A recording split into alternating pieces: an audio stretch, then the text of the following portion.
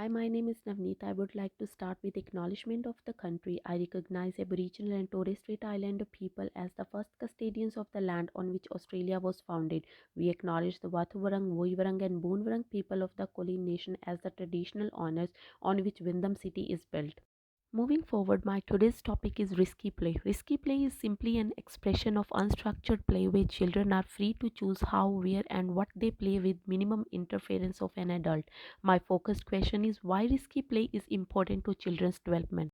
This question is important for me because it supports the holistic development of the children as well as resonates with my personal philosophy as an educator.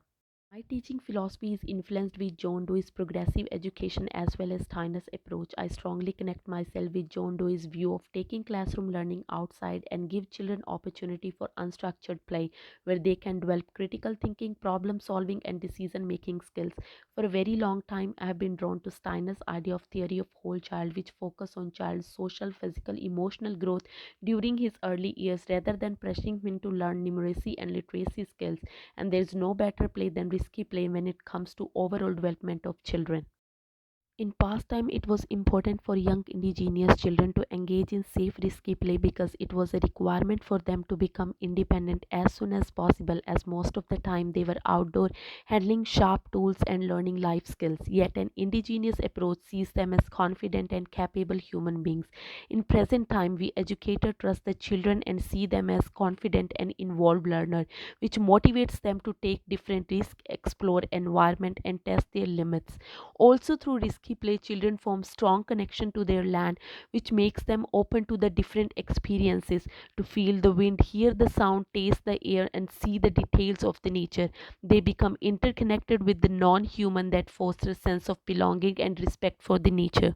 Implication of the risky play. Conclusively, risky play is crucial to a child's development, so it's important that teachers and parents don't prevent children from engaging in risky experiences and activities because it is beneficial for their overall development and provide them with lifelong skills.